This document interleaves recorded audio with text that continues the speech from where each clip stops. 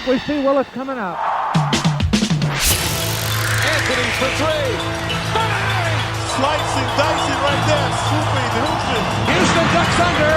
Got it!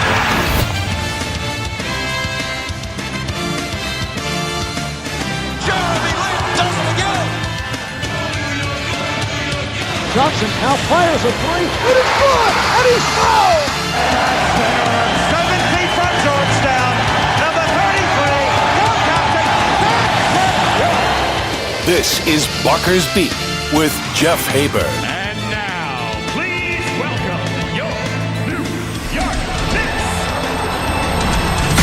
What's up? I'm your host, Jeff Haber, and this is the very first episode of Bockers Beat, a podcast with a host who's a diehard Knicks fan, a different guest each week who's a Knicks fan, talking about the New York Knicks. It's really that simple. And since this is the first podcast, we'll break it down real quick. Every episode will have 3 sections. The first section is current events with the Knicks, what's happened within the past week. Now, the Knicks are not supposed to be that good this year, so maybe there isn't much to talk about every week, but it is the Knicks, and we always have things pop up like Charles Oakley and James Dolan getting into a fight. So the Knicks always keep us on our toes. And then our second segment is the guest will have an emotional story to tell, just a moment that they'll never forget that's based around the Knicks. And that's what makes sports so great. Sports will make you hate things you never thought you could hate, love things you never thought you could love, and just gives us this emotional connection to something, and that's what makes it so amazing. So we'll have their guests give us their emotional story, and then the last section will be a not-so-lightning round of questions. And if you want to skip a section, we'll put the timestamps for each one below in the comment section. So what makes me qualified to host this podcast? Really nothing. I'm just a diehard Knicks fan who follows the team religiously. I work in radio. I'm a DJ for a top 40 radio station in Baton Rouge, 102.5 WFMF. And I just like talking about the Knicks, and hopefully I can bring an entertaining show to you, the Knicks fan, or even a casual NBA fan. So let me introduce my first ever guest. He's been a friend of mine for a long time, Thomas Fischel. How's it going, man? Good. That's awesome, man. Dude, you're my first ever guest. I'm honored, man. Now, I know you live in Wisconsin, right? Yep, I live in Milwaukee right now. Yeah, what are you doing over there? Yeah, I'm an organizer. I work on college campuses to try and increase civic participation among college students. When you say civic participation, I want to say that in terms where I can actually understand what that means. Yeah, that's fair, man. I work on campuses, and I try and make it easier for college students to vote. Okay, very cool. That's such an awesome cause. Very cool. Now, how do you watch the games being in Milwaukee? Do you use NBA TV? Do you just watch the games on national TV? Hack your parents' MSG Go account like I do? Yeah, I go with the parent MSG Go account. I feel like you listed off all the possibilities there, but MSG Go. All right, well, let's get into it. Let's talk about the Knicks offseason. We've made a few moves, all due to Scott Perry, our new GM. So what do you think about him? Yeah, I think he's doing a great job. He's a true professional, and maybe, I'm saying that just in comparison to his predecessor, but, as a Knicks fan, I have a low bar for how the front office operates, but it's just nice to see, a GM who isn't using his position to carry out personal feuds, and is actually, trying to make the team better. Yeah. Are you on the Scott Perry train? Are you all in on him, or are you a little iffy? Because I'm on the fence still about him. Yeah, I think the moves he's made so far are good. I don't think he's really faced any tough decisions yet, though. I think those are upcoming. You had Jimmy Butler get available this offseason, but it seemed like a pretty easy decision to me to pass on it. But it might not be so easy when who knows where we're going to be in a year, but if a guy like that comes available, and you're not sure what you got in Frank still after this season, you got to make a decision whether to, cash in some of your pieces for a star. I don't know how he's going to handle that. That's interesting because you're right. This is the year where we decide whether or not we're going to trade Frank for a Kyrie Irving or something like that. And I actually haven't thought about it. I've just always assumed, hey, we're going to keep Frank. He's a part of our future. He's a guy that helps build championship teams, like guys like Tayshaun Prince. The Pistons don't win a championship without a defensive guard like him. and that could be Frank. And I've never thought of us really trading him. I've always thought, okay, we have Porzingis, we have Knox, we have Frank, we have Mitchell Robinson, we have hopefully a good draft pick next year, and then whatever free agent comes to our team, and that's going to be our team. Never really thought about, oh, hey, he might be on the trading block halfway through this year. Yeah, I'm not saying we should trade him. I just think if you look at particularly like the Lakers, where you had Paul George walk into the Pacers front office and say he wants to be a Laker, and the Lakers were like, okay, well, he's just going to come to us in free agency, and they waited, and then obviously that's not what ended up happening. So I think there's like a really fine line to walk where you're waiting for these guys and you're not giving up pieces versus you're losing them to other teams wherever they get traded. Like, is Kawhi going to stay with the Raptors? Right. Who knows? If you're looking particularly at the free agent class next year, like it was once projected to be really, really strong, and like one by one, like those guys don't look like they're going to be as available anymore. And like, who knows what's going to happen with Durant? But Kyrie just came out and said he's going to stay with the Celtics, and who knows what the hell that means until Kyrie does whatever he's going to do. But I think like those are the tough types of decisions that general managers have to make.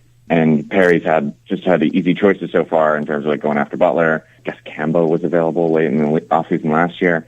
And it just hasn't made sense so far. But I think the calculus is going to change, and it's going to increasingly be more like appealing to go after one of those guys. And I don't know if it's going to be the right decision. It's going to be a tough decision, especially if Frank makes some real strides this year. You just brought up a bunch of things that I kind of want to hit on and touch on a little bit, but not to go completely off topic. But look at what the Lakers did. They waited on Paul George, and I think a lot of teams who wait realize that they're not going to get the piece they want. Now, we did the opposite with Melo. Looking back, is that such a bad trade? Did we do the right thing? Because, I mean, we live in a world today where that would be the right move, going to make that trade and keeping him on, solidifying him to stay in that city that he wants to be in. I mean, you look at Jimmy Butler, he wants to play for the Clippers, the Knicks, or the Nets. Any one of those three teams trades for him, he's theirs for the next 5 years. In retrospect, if you look at the Melo trade, like it felt like we were giving up a ton at the time, but I mean, if you look at the careers that Gallo and Wilson Chandler and like Raymond Felton, who are like the main pieces in that trade, what they like amounted to, it's not a ton. But we gave up a pick in that trade too, right? Didn't that pick turn into like Jamal Murray? Is that right? Yeah, we gave up a 2014 first rounder that ended up going to the 76ers eventually, and they picked Dario Saric out of that. We got, and then the Nuggets were able to swap picks with us in 2016, where we ended up giving up what would have been Jamal Murray. We got back what would have been Jacob Poeltl, who ended up trading to the Raptors, I believe, in the Andrea Bargnani trade. If you're looking at it like that, like we traded Jamal Murray, Dario Saric, Gallinari, and Chandler for Melo, and a team that, I mean, I think we made the second round of the playoffs. We beat the Celtics. Was that like 15? I mean, yeah, we lost to the Pacers in the second round, but that was in the shortened season where we had Melo, Tyson Chandler, J.R. Smith. That was like our big three. I don't know if Amari was on the team. I can't remember, but that was the year we had. Wade was on that team, right? Yep, and like we had Kirk Thomas and Marcus Camby. I think Rasheed Wallace was on that team, or Kenyon Martin. That was a great team. Love that team. But yeah, we only made it to the second round with Melo, but the pieces we gave up. Danilo Gallinari has been injured his entire career. Wilson Chandler's been okay. We ended up getting Felton back. Mozgov, LOL.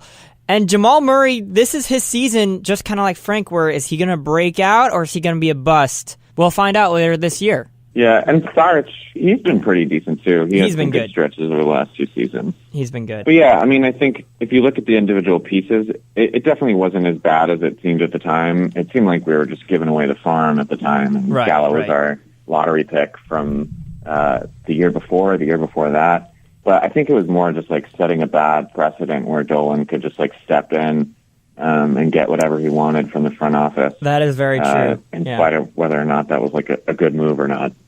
Yeah, you bring up a great point about James Dolan. He hasn't meddled with the team in a while, so hopefully it stays that way. Hopefully he lets Scott Perry do his thing. But here's my issue with Scott Perry, why I'm still kind of on the fence, is look at his resume, the last 2 jobs he's had. He was with the Kings, who are still a complete mess. They've been that way for a while. And then he had the Magic, which he made some good draft picks. Victor Oladipo, although he didn't flourish till he went to the Pacers. Aaron Gordon seems like a great pick. Elfrid Payton, Croatian Kobe, who's now with the Knicks. It seems like he makes good picks, but the Orlando Magic are still a mess. I mean, both of those teams could be in the bottom 3 of the draft along with the Knicks. There's no real success. He hasn't been on a playoff team. God, and maybe since Detroit. Like, I don't know. I'm very right now. He hasn't made any bad moves, but he hasn't made anything that's made me love him either.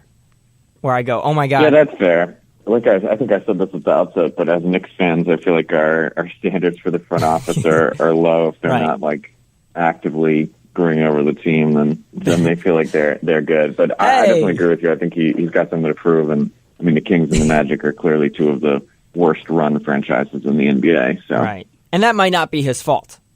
But let's talk about some of these second chance players he's brought in, and it happens all the time. A player does terrible in one system, they get traded, and then they flourish. Look at Victor Oladipo. I mean, that's probably an extreme case, but also like Chris Dunn. Terrible with the Timberwolves, goes to the Bulls, and now he flourishes. So maybe some of these work, but he's brought in Noah Vonleh, he's brought in Trey Burke, Mario Hezonja, Emmanuel Mudiay, all former lottery picks. And by the way, we lost Michael Beasley and Kyle O'Quinn in the offseason. But yeah, all these second chance guys, all these guys who were lottery picks, supposed to be starters for the future of a lot of the teams that drafted them, and then they turned out to be nobody, but we're kind of taking them in and say, hey, here's your chance to play. Any thoughts on any of those guys?